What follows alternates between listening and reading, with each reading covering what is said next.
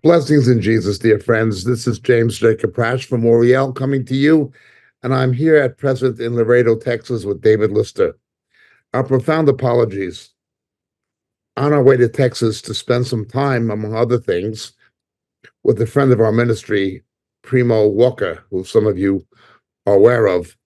I received a phone call in New York City the day before yesterday that Primo and his brother were tragically killed in a plane crash. And instead of coming to spend the time with Primo and discussing certain ministry-related issues, I'll be doing a eulogy for him and for his brother. I have two funerals to do tomorrow or today, your time. So hence, I will not be able to join you. I just wanted to shoot a few frames for the this episode of Catching Up that will insert into the sequence. But David Lister and myself will be at the funeral, and I'll be speaking at both funerals, doing the eulogies tomorrow, and I just can't manage to be with Catching Up, although that was our original plan. The loss of Primo Walker was absolutely unexpected. We were coming to see him. We were coming to be with him. And to have gotten that call in New York was absolutely nothing I could have ever anticipated. But here it is. I'm in Texas with his family, trying to be a consolation, encouragement to them, and getting ready to do the two funerals tomorrow. So please keep us in prayer. By the time you hear this, actually, the funerals will be over, but pray for his family. In any event, I just wanted to highlight a few of the points I was going to be addressing this week in Catching Up that I'm going to be unable to do. So I'll just go through them in an abbreviated form. Please bear with me. The first is another attack on democratic government. The Secretary of State, an unelected official, a liberal feminist woman, her name is Laverne Griffin Valides in Oregon, banned 10 Republican senators, state Republican senators, from running for re-election because they were absent in protest of legislation in that state of Oregon concerning, without parental consent, performing abortions and gender reassignment surgery on underage children. They objected, they boycotted sessions, and the Secretary of State, this terrible woman, has said they're not going to be on the ballot. This was, of course, challenged in court, but the left-wing state Supreme Court of Oregon took her side, and hence those pro-life and pro-parental authority and pro-parental responsibility state senators will not be able to be voted for. It is a case where constitutional law was again trumped by what the Secretary of State and the Democratic Party apparatus in that state has said is public opinion. Again, it is democracy versus Republican democracy. It is a case of democracy versus constitutional democracy, where the people can will anything. And we know what happens when the people will anything. Ultimately, it is the people will Heil Hitler. It's happened before, and the Western world is heading that way again. A politician can just decide to strike the eligibility of 10 state senators from the election rolls, from as being the nominated candidates for re-election in the state of Oregon. The constitutionality of the law itself was contested. That allowed it based on absentee boycotts or being absent for more than 10 sessions from a session of the state legislature or Senate. and the state Supreme Court, predictably being liberal Democrat, voted to outlaw the participation in the election of these senators who were opposed to children having gender reassignment surgery and abortion without parental knowledge or consent. This is what's going on in this country. And as democracy continues to disappear, we understand the true nature of the battle that's taking place. Because of these things, the judgment of God will come. I have no doubt whatsoever that Laverne Griffith Valides will in all likelihood spend eternity in the lake of fire, as she rightly should. That's not me saying that, it's what the word of God says. Allowing children to be sexually mutilated surgically without parental consent, underage children, or undergo abortion procedures without parental knowledge or consent or approval. This is the law. Those who oppose it are being told they have no right to be in the state Senate based on a law that in itself constructionists would see as unconstitutional. But this is what America is coming to. There is, however, a higher court, and that wicked woman and those state jurists will give account to a higher judge. How will such people escape the judgment of Gehenna? May the Lord have mercy on the rest of us. Next thing I would like to look at is an outrage that took place in New York City. There was a gang of 6 to 8 illegal immigrants in New York City, entered the country illegally, no legal right to be in the United States, except that the Biden administration has released them. They're in New York City. The police tried to break up an incident in Times Square, right in the middle of New York, where I was just staying. 2 of them were arrested. As the police arrested the 2, they fought back, and the police were in the process of subduing them. 6 more came and began kicking the policemen. The policemen were on the ground. They continued kicking them. 4 of them were arrested. And then under the policies of the Soros-backed district attorney, Bragg, the mayor of New York, who is a racist and an incompetent, I believe, Eric Adams, they were released. They were released after assaulting policemen, violently assaulting policemen. They then, instead of appearing in court, left the state to California, walking in front of television cameras, holding up their middle fingers in defiance.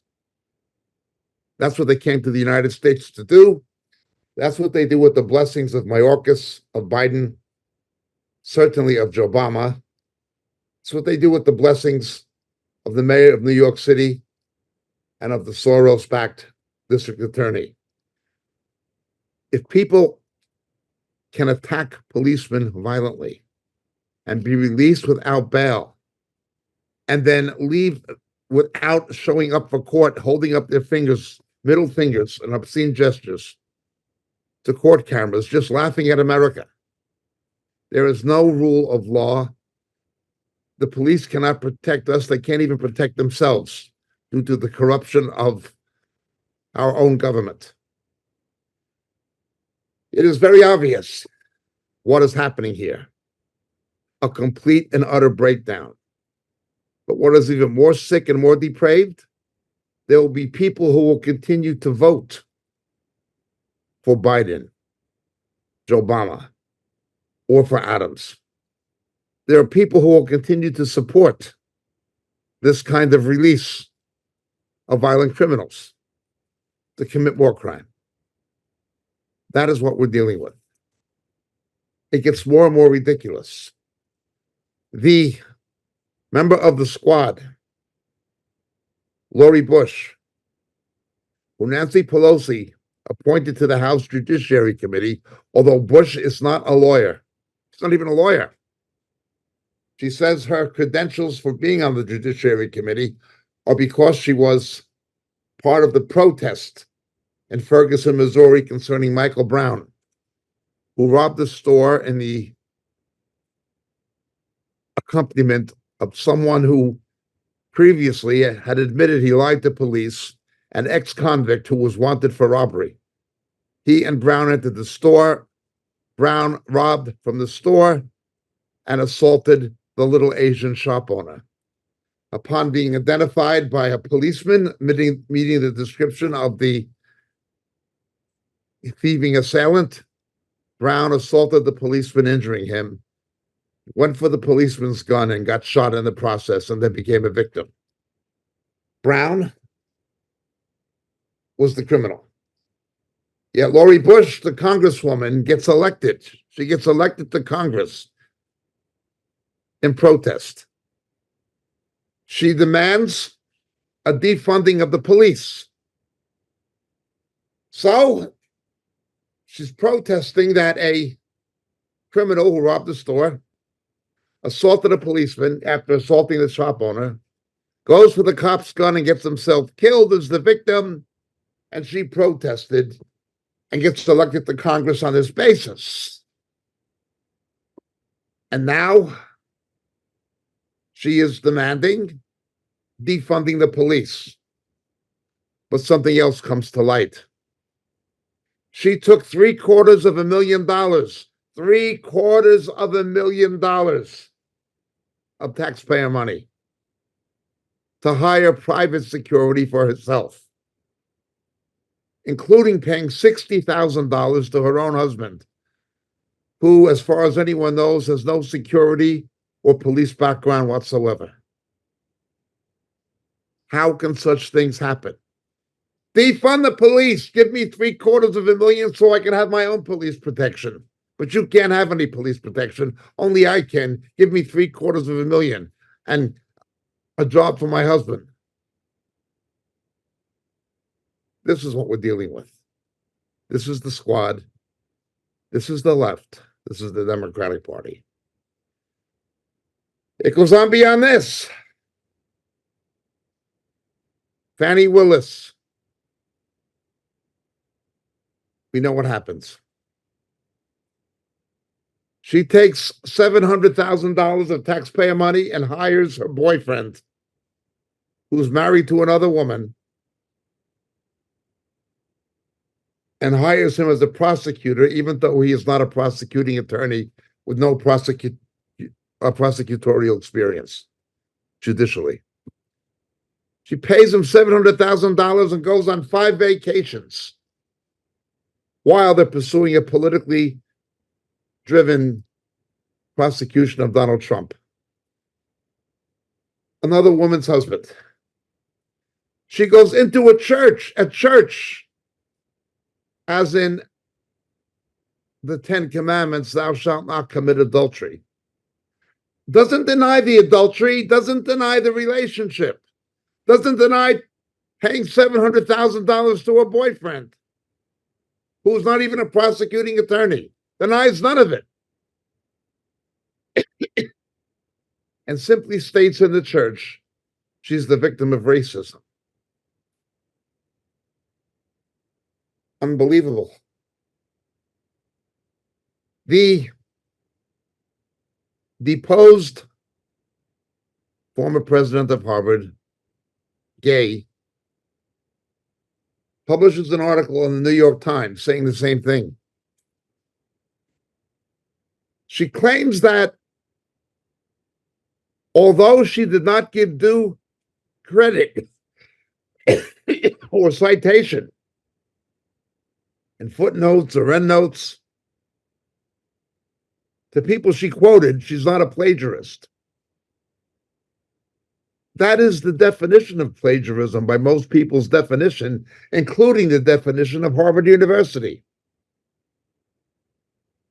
They have a history of her doing this at least 50 times over a period of 20 years.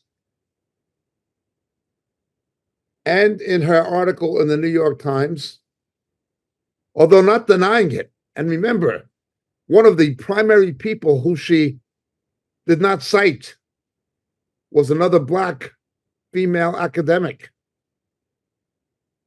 She pleads race and says she's being targeted because of her skin color, even though they have 50 instances of the president of Harvard not giving due academic citation to people she quotes.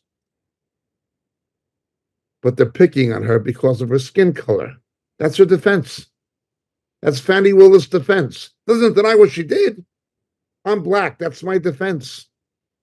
Lori Bush. That's my defense. These things are racism. They do the Black community no good. It's a blotch on Black America that they're allowed to get away with these things. And there'll be white liberals and Black people who are driven by their own racism who will support them, irrespective of the facts. I thank God for those Blacks with integrity who stand up and say this is wrong. But of course, they are rejected by the left. Race is a defense. No, it is not. Can you imagine if a white Republican had David Duke speaking in his church? Well, a Black Democrat had Louis Farrakhan speaking in his church, and nobody said a word. Barack Obama's church, Jeremiah Wright, preached goddamn America. And he had Farrakhan, a racist and an anti-Semite, in the pulpit. Two standards. For every action, there will be an equal and opposite reaction. Race is not a defense. Race is not an excuse. A Black racist is as wicked as a white racist, and a white racist is as wicked as a Black racist. These perversions of justice cannot stand. I'm in Laredo at the moment. The Hispanic American community in Texas and southern Texas is huge. And Hispanic Americans, they speak Spanish.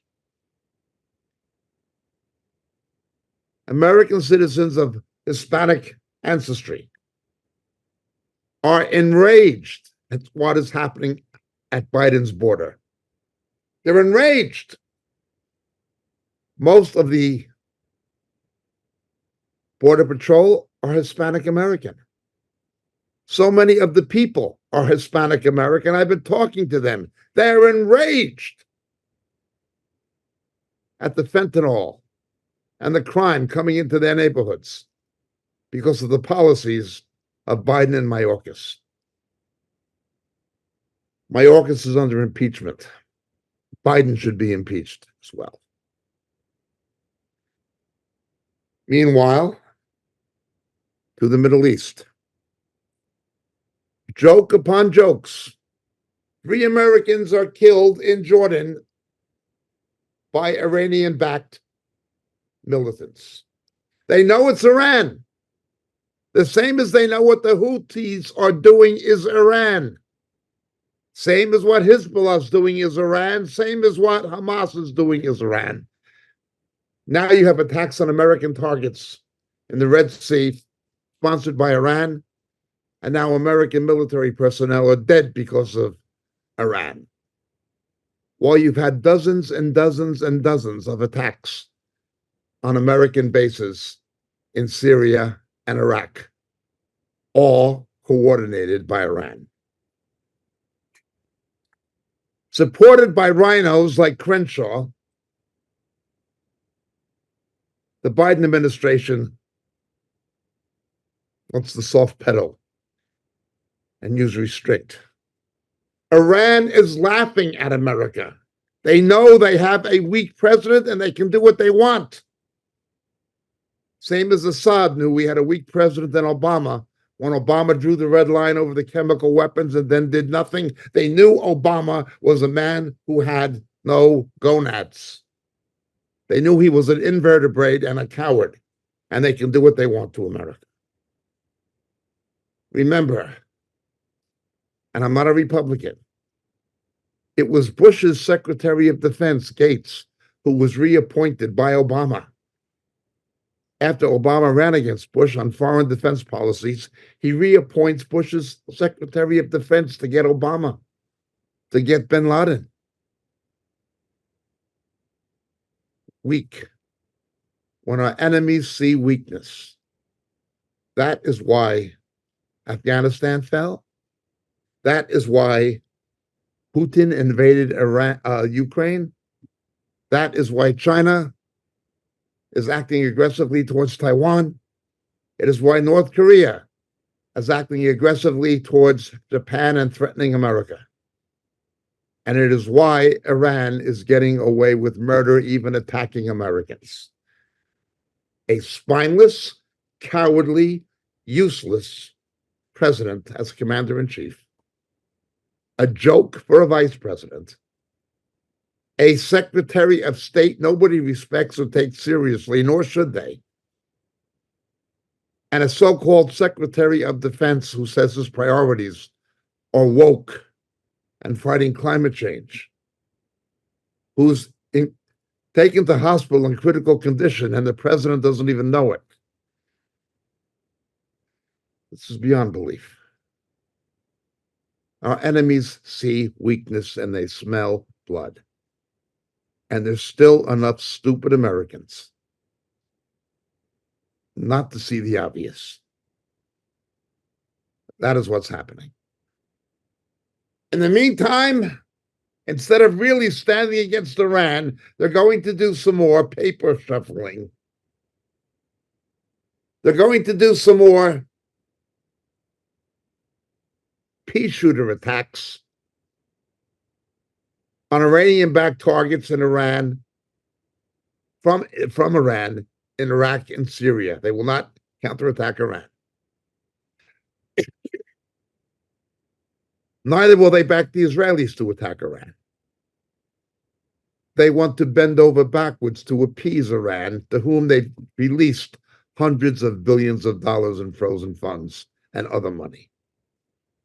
This is just betrayal. Betrayal. But it is what America has. It is God's judgment. It is God's judgment. Those 3 soldiers killed in Jordan were Afro-American. Black Americans voted for Biden and Obama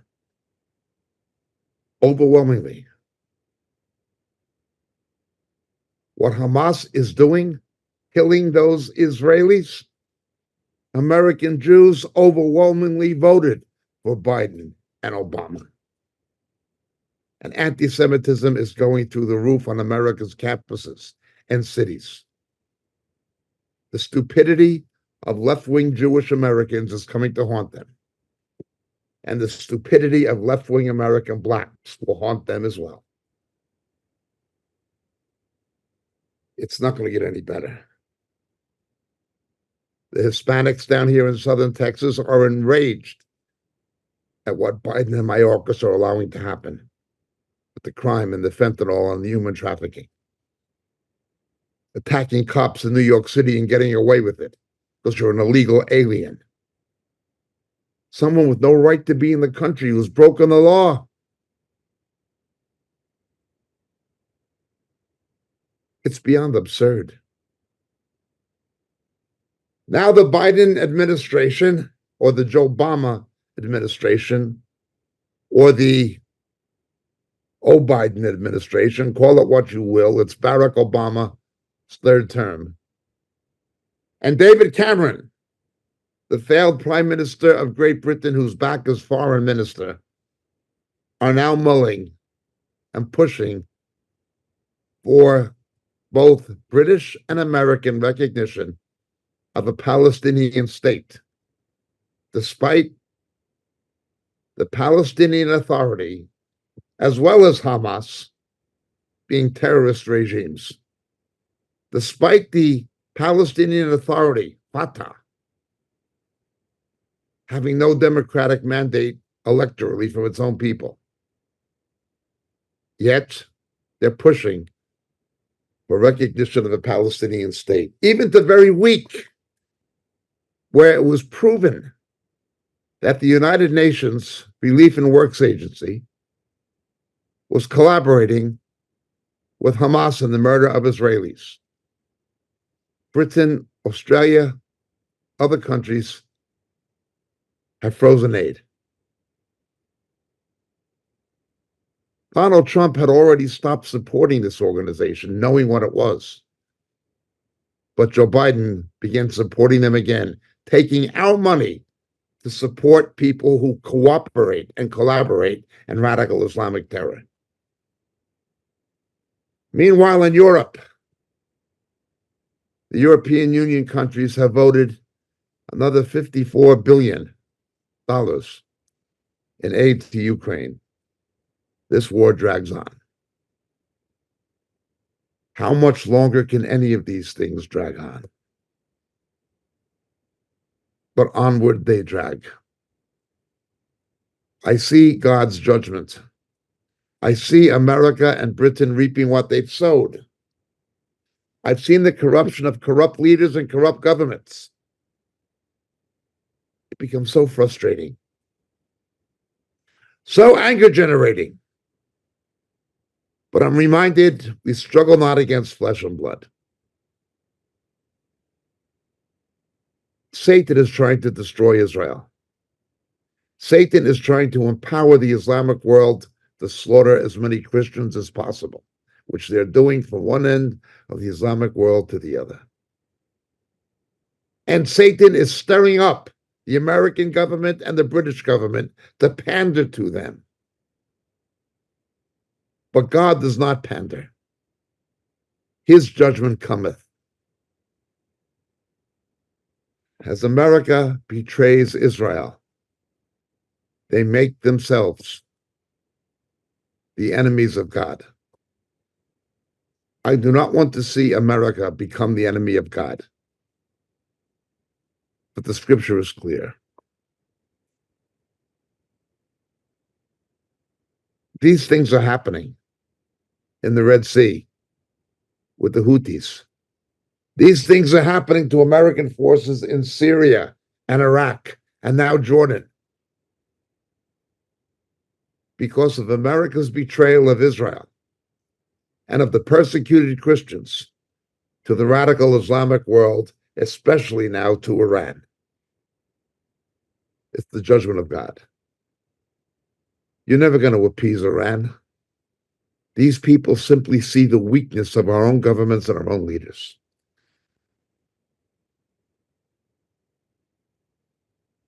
I've been warning for some time that the American government has now become the enemy of the American people. It's an enemy of the Constitution.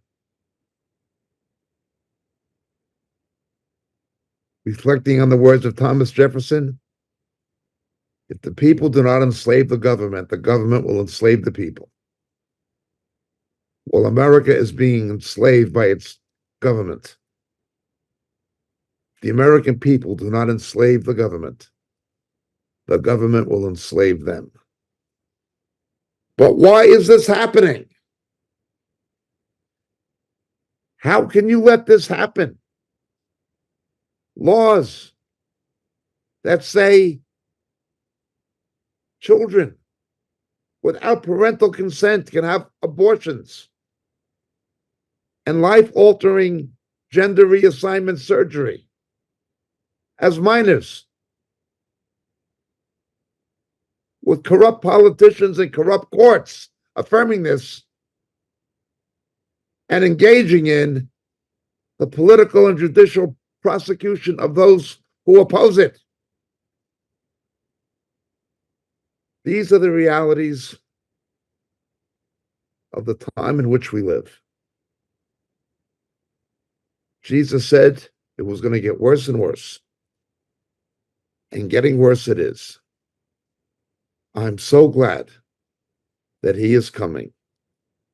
As I've said before, at this point, I don't know if anything else can stop it except the return of Christ. We may get interim periods of respite. I pray to God we do. But behold this evil. It's unthinkable. Things that would have been unthinkable 15 or 20 years ago are the reality. And people subscribe to it. Not all people. The proponents of democracy, as they call themselves, are not democratic. The fact that 80% of the American people support Israel does not mean anything to the mainstream media or the political left. It means nothing to them. They don't believe in democracy. They only say that when they can use that cause or claim or cliche to attack the Constitution that protects democracy. But they don't believe in democracy. 80% of the people. The overwhelming majority of American people favor restrictions on abortion. But the left doesn't care what the people think. They'll only say they care when they can play them as stooges against people with conservative or traditional or Judeo-Christian values. But they don't care. They're all about democracy when it suits their purpose. But when you look at what they really are, they're against democracy. They're against constitutional democracy, and they're against democracy, period. They can sell the illusion of it. They can sell the delusion of it. But there's nothing democratic about it. No, unless we are governed by men and women who are governed by God, democracy can never work. And it is not working. We see the race industry as racist and as bigoted as the Ku Klux Klan ever was. When somebody can engage in plagiarism, in taking hundreds and hundreds of thousands of dollars in taxpayer money, and then claim they're the victim of racism when they get caught, that's a defense. When people can illegally enter the country, be allowed to stay here once they're caught, then assault policemen and get released without bail and hold up their middle fingers to the TV cameras and leave the state instead of showing up in court with the blessings of a corrupt government.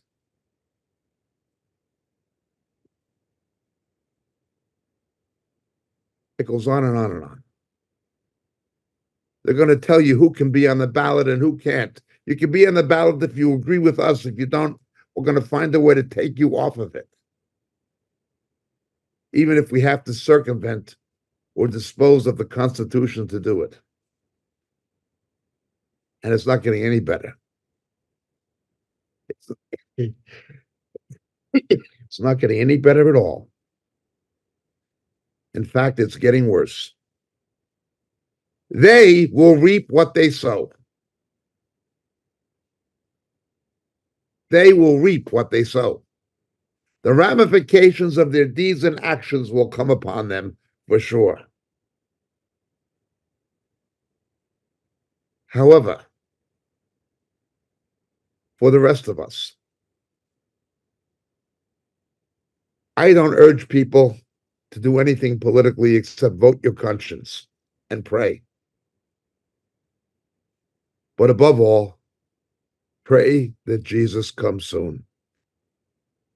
Thank you so much. Sorry I couldn't be with you. David Lister likewise sends his apologies. Something came up unexpected, beyond our control, with the tragic death of Primo and his brother. And I have to do both funerals tomorrow. Your prayers are coveted. Thank you so much.